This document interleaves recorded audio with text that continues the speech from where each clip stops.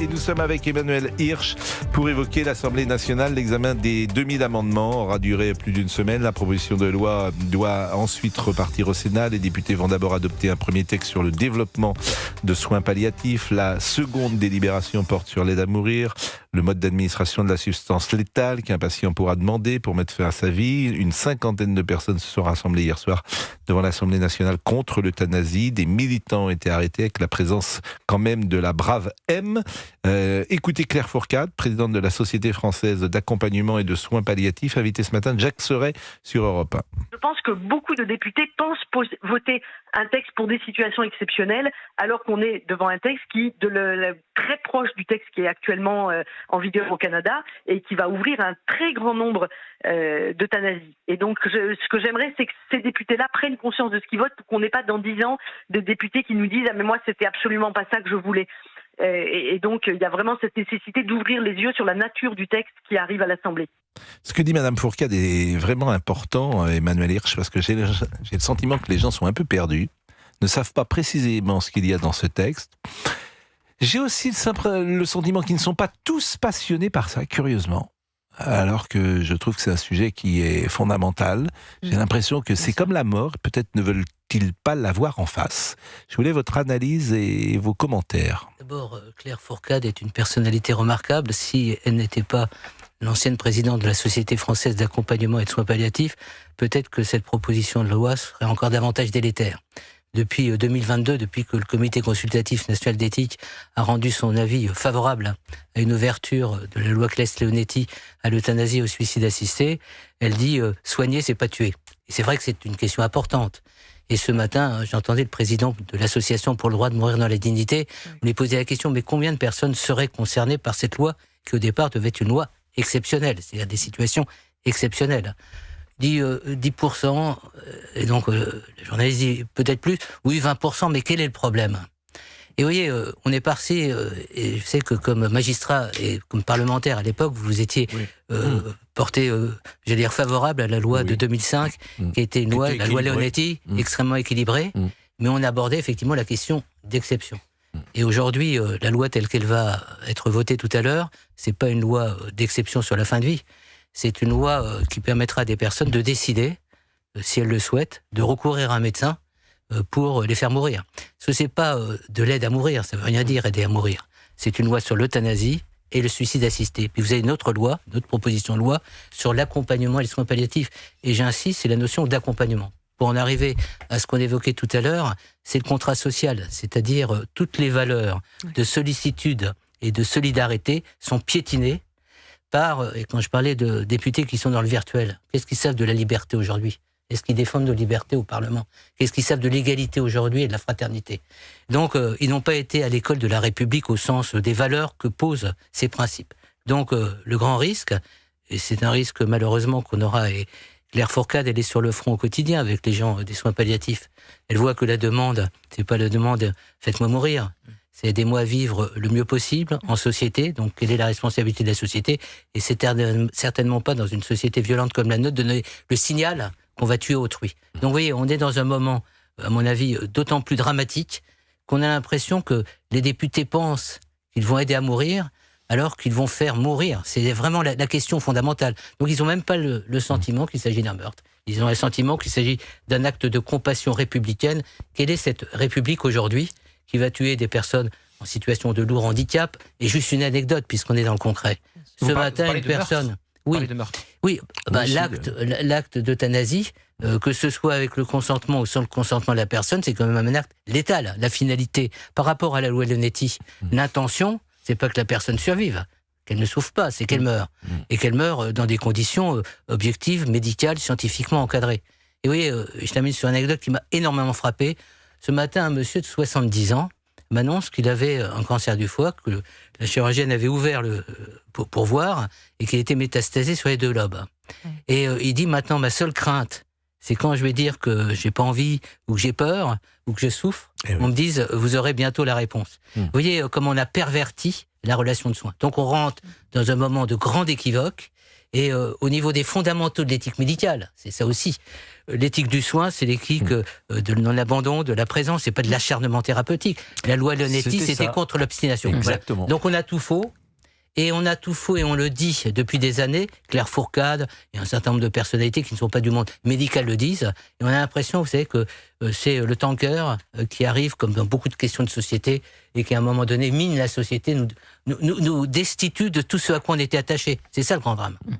Gauthier Lebret. Au-delà de pour ou contre l'euthanasie, il y a 3 choses moi qui me choquent dans ce débat. Un, c'est ce que vous avez dit, c'est la bataille sur le langage et le choix des mots, cette manière d'euphémiser la réalité avec l'aide à mourir pour euphémiser ce qu'est réellement l'euthanasie. Et de ce point de vue-là, le gouvernement a été redoutable en mettant en place une bataille sémantique. Ensuite, la deuxième chose qui m'a énormément choqué, c'est le délit d'entrave qui est passé en première lecture à l'Assemblée nationale, qui vise à condamner au fond les soignants à une peine d'amende au mieux, à de la prison au pire, qui proposerait une alternative à l'euthanasie ou qui n'aurait pas envie, peut-être demain, de faire l'injection létale. Et quand vous écoutez les soignants, j'en entends pas un me dire je suis favorable à l'euthanasie. J'entends plutôt des soignants me dire je me suis engagé pour la vie et pour sauver des vies. Et alors la dernière chose, mais alors là qui m'a choqué au dernier degré, c'est cette manifestation silencieuse devant l'Assemblée nationale cette nuit avec des gens assis qui étaient venus, tenez-vous bien, armés de bougies, et qu'on a interpellé cette nuit devant l'Assemblée nationale car ils étaient opposés à l'euthanasie. On a envoyé la Bravem, policiers, gendarmes et Bravem, et on les a, passez-moi l'expression, coffrés manu militari, alors qu'ils avaient le simple tort de s'être rassemblés, sans déclaration en préfecture, d'accord, assis avec des bougies devant l'Assemblée nationale. J'ai trouvé ces images hallucinantes et j'ai fait un parallèle ce matin sur CNews avec les centaures, les blindés de la gendarmerie qu'on avait mis face aux agriculteurs. Qu'est-ce que c'est que cette République, parce que le problème c'est policiers évidemment, c'est les donneurs d'ordre, qui traitent ainsi les agriculteurs et de simples personnes qui sont venues chanter la Marseillaise devant l'Assemblée pour s'opposer à l'euthanasie. Juste sur un point, une virgule. Ils ne sont pas opposés à l'euthanasie. Ils défendent des valeurs. Moi, j'en ai assez de nous dire on est opposé à l'euthanasie, comme si on s'opposait, j'allais dire, d'une manière véhémente à quelque chose qui avec des bougies assis. Oui, non, mais je veux dire, on est pour défendre un certain nombre de valeurs, un certain nombre de principes. On n'est pas des religieux, je veux dire, c'est transpartisan. Et plus la loi, j'allais dire, est analysée, décortiquée, plus on voit de personnes qui sont opposées parce qu'elles comprennent ce à quoi ça va nous engager. Donc on est en train de fragiliser une société qui est déjà au bord du gouffre. Et là, je trouve qu'il y a quelque chose de pathétique dans la position d'un certain nombre de nos parlementaires, qui soient dans l'incapacité. Alors il y a ceux qui défendent, Philippe Juvin, enfin il y a tout un ensemble de parlementaires qui défendent, mais l'interview de Philippe Juvin ce matin est intéressant dans le Figaro. Fondamental. Mais Maud Bréjon, pardonnez-moi de vous interrompre, parce que Maud Bréjon, elle est porte-parole du gouvernement et elle trouve que ce texte va trop loin. C'est pas un projet de loi. Hein. Donc il y a peut-être une proposition de loi. Voilà. Au début, c'était un projet de loi qui était encore identique. Écoutez Maud Bréjon, parce qu'elle est porte-parole du gouvernement. Il faut espérer que ce texte n'aille pas dans cette version-là. J'estime que ce texte ouvre une boîte de Pandore et ne pose pas les limites suffisantes pour prémunir la société des dérives. Mais c'est-à-dire, c'est quoi les dérives? Certains disent par exemple... J'estime que ce texte va trop loin. J'estime que la priorité doit être donnée aux soins et que tant que nous n'avons pas été suffisamment loin sur les soins palliatifs, tant que partout sur le territoire, ces soins palliatifs ne sont pas développés à un niveau suffisant, alors nous ne devons pas emprunter la seconde voie. Donc porte-parole du gouvernement, donc ce texte ne sera sans doute pas adopté. Je cite également Philippe Juvin. Dans ma pratique, à chaque fois que j'ai rencontré un patient qui désirait mourir, dit-il, sa demande d'euthanasie disparaissait quand on apportait une réponse à ses angoisses et à ses souffrances. Moi, pareil, je fais confiance aux professionnels. Quand un homme qui est au contact des malades depuis des années dit dans ma pratique, à chaque fois...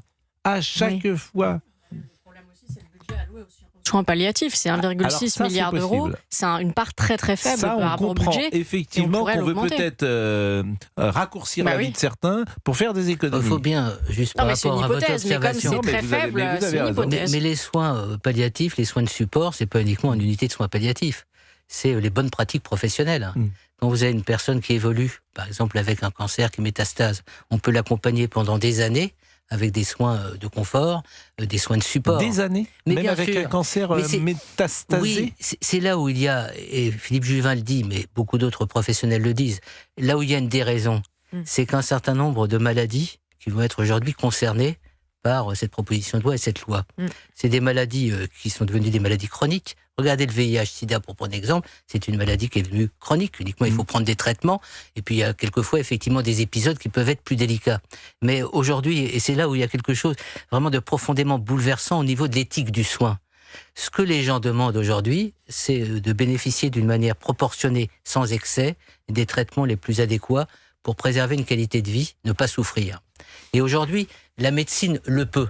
Et c'est à ce moment-là qu'on est en train de dire qu'effectivement, ces fins de vie sont peut-être des souffrances pour les proches, pour la personne. Ça a aussi un coût économique. Vous avez quand même noté que les mutuelles sont en train de soutenir également cette proposition de loi en faveur de l'euthanasie. Tout ça pour arriver à la question fondamentale, la vraie question aujourd'hui. C'est pas de s'amuser au Parlement à être pour ou contre l'euthanasie. C'est l'accès à des soins.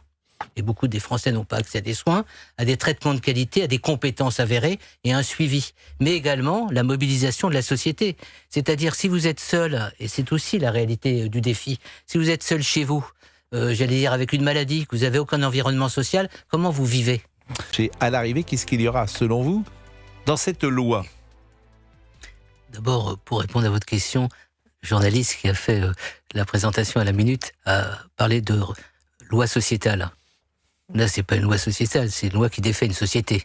Il faut être attentif. Tout à l'heure, on parlait de pacte social. Ce que vous dites, parce que Wallis, qui est un jeune journaliste, en fait, il utilise les mots le qui langage, tout à fait. Le langage des journalistes. Non, mais c'est pour dire qu'il y a. Non, mais c'est pas le son langage. C'est pas lui que je m'en cause. Oui, c'est que depuis des mois, on nous parle de loi sociétale. C'est la loi sociétale du gouvernement de M. Macron. Donc je dis, c'est pas une loi de société. Mais vous avez raison. C'est une loi qui est en train de défaire une société autour des valeurs de solidarité, de sollicitude et de fraternité. Et donc pour répondre à ce que vous me posez comme question, tous les amendements qui ont été présentés, qui auraient été prudentiels, qui auraient été, j'allais dire, une évolution pour des cas singuliers, des cas spécifiques. Je rappelle qu'aujourd'hui, 110 personnes, pas plus, c'est beaucoup déjà, vont en Belgique pour bénéficier de la législation belge. Donc c'est pas une population, j'allais dire, très importante. C'est des situations singulières. Donc je dirais, s'il y avait été nécessaire de faire évoluer la loi sur des situations singulières, il y avait quelques règles pratiques, notamment, je pense, l'accompagnement d'un magistrat, puisqu'il s'agit finalement de donner la mort à une personne, qui vérifie que tous les critères sont respectés et qu'on n'ait pas cette extension à toutes sortes de pathologies chroniques. Qu'aujourd'hui vous ayez le groupe des éligibles, des personnes en situation de lourd handicap, qui sont obligés d'aller dans la rue pour dire que nous on a envie de vivre notre vie. Oui. Donc je fais le cumul de tous ces constats pour dire, ça va être la loi la plus permissive en matière d'accès à l'euthanasie et au suicide assisté.